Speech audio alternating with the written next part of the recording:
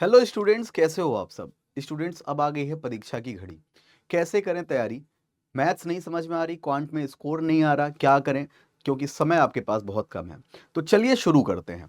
तो बच्चे, सबसे पहले अगर हम बात करें कि एग्जाम कौन सा टारगेट कर रहे हैं हम लोग, तो एग्जाम हम लोग कर रहे हैं आरआरबी, पीओ एंड क्लर्क। इस वीडियो को 20 से छोड़कर मत जाना, आपका काफी भारी नुकसान हो सकता है।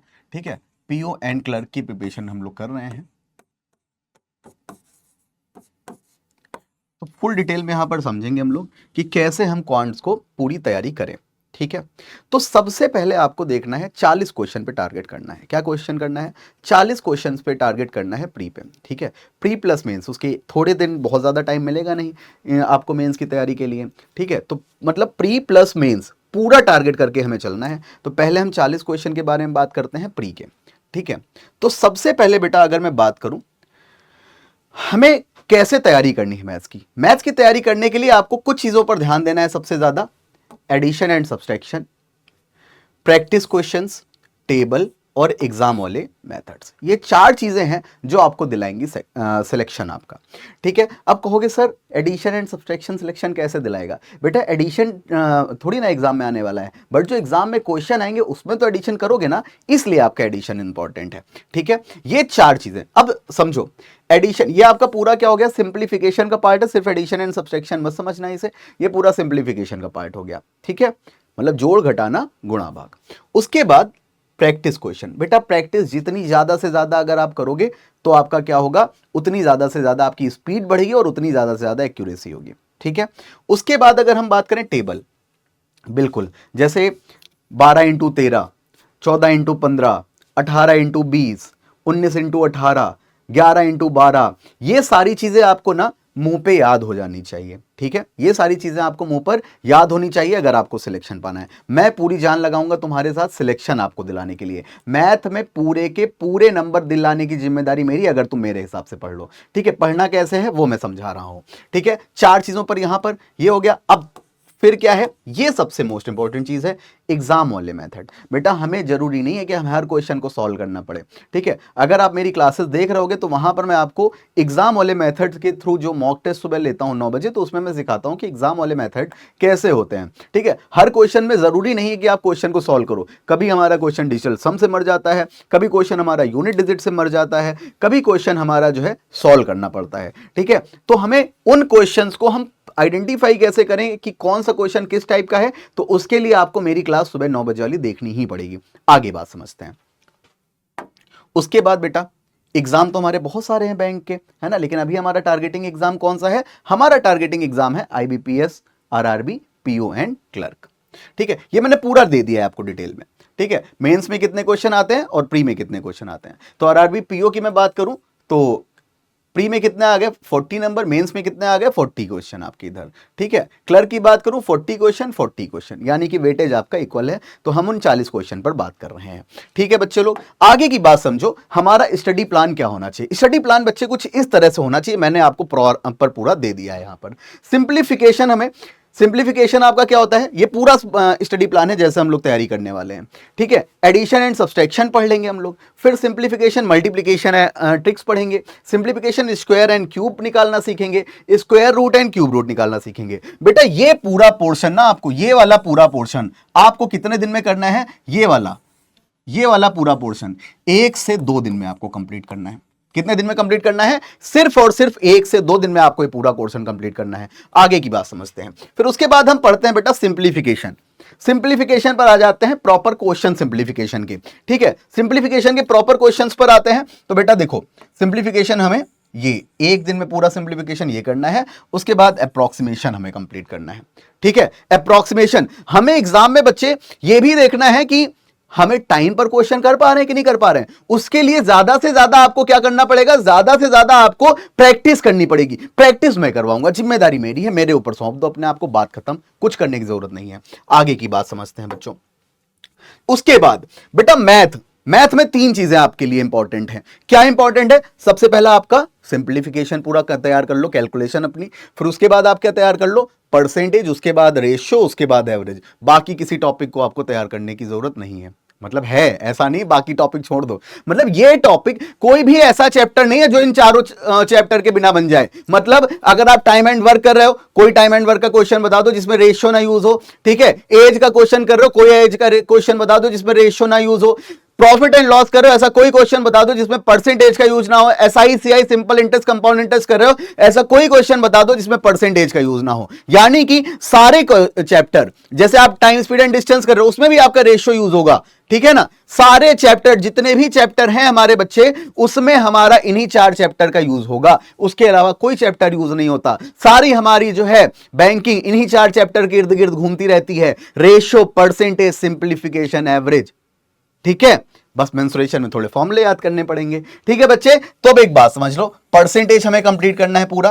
परसेंटेज कंप्लीट करते ही आपका जो है प्रॉफिट एंड लॉस यहां पर कंप्लीट होने लगेगा, ठीक है। जैसे ही आप ये कंप्लीट करते हो, अब मैं बात करूं परसेंटेज कितने दिन में कंप्लीट करना है। बेटा पूरा परसेंटेज आपको 2 डेज में कंप्लीट करना है, ठीक है। प्रॉफिट एंड लॉस आपको 2 डेज में कंप्लीट करना है, ठीक है। आगे की बात समझो, ये discount and profit and loss, ये पूरा प्रॉफिट एंड लॉस का ही पार्ट है, तो इसको अलग से नहीं, उसी 2 दिनों में कंप्लीट करना है, ठीक है।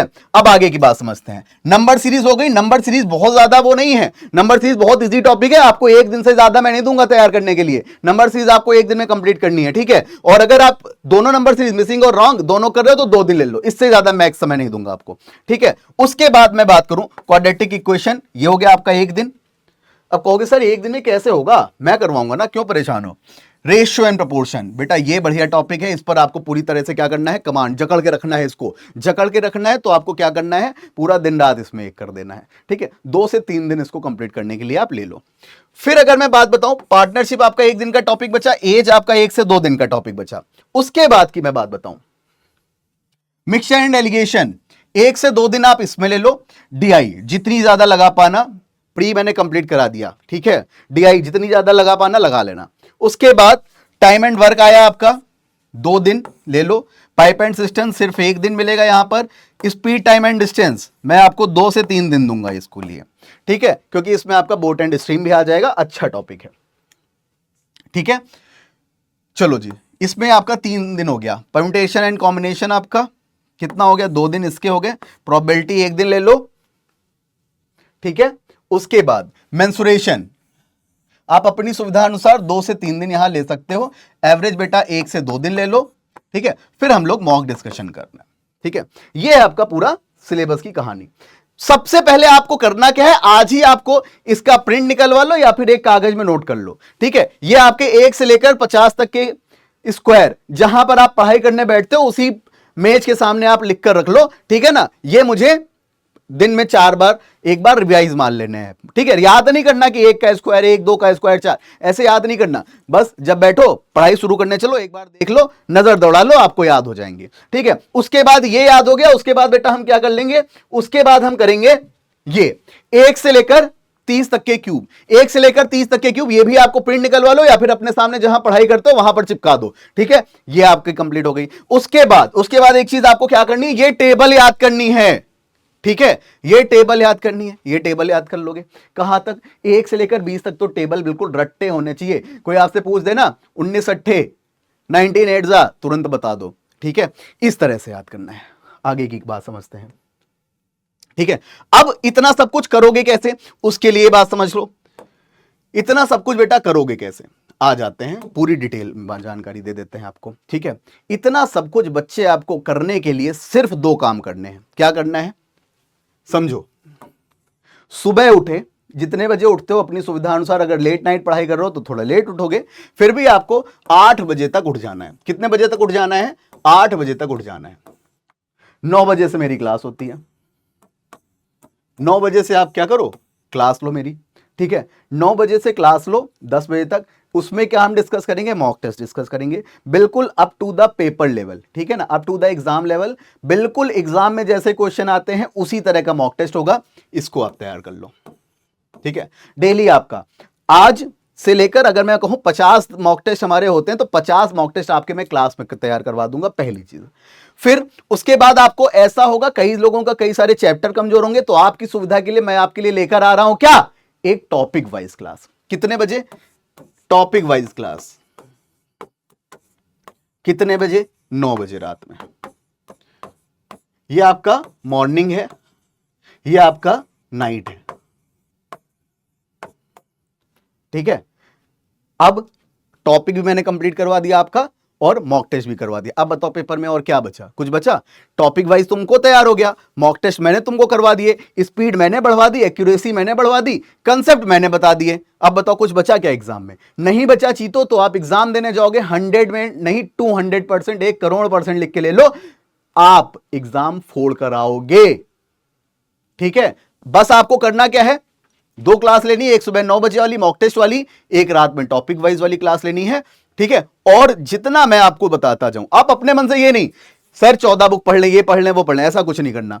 आप एक सिलेक्टेड मैटर पढ़ो, मैं आपको सिलेक्टेड मैटर दूंगा, मैं आपको जो है पीडीएफ दूंगा, पीडीएफ प्रोवाइड कराऊंगा, मैं आपको होमवर्क दूंगा, वही आपको करना है। उतना सब कुछ कर लोगे, सिलेक्शन मैथ की जिम्मेदारी मैं ले लेता हूं, 100 नहीं 200, वही फिर कैसा रहा हूं, 1,00,00,000% आपका सिलेक्शन हो जाएगा। तो चलिए मिलते हैं सुबह की क्लास में, तब तक के लिए bye, take care, thank you, जय हिंद, धन्यवाद।